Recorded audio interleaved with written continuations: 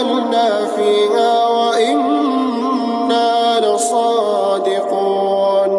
قال بل سولت لكم أنفسكم أمرا فصبر جميل عسى الله أن يأتيني بهم جميعا إنه هو العليم الحكيم. وتولى عنهم وقال يا أسفا على يوسف وابيضت عيناه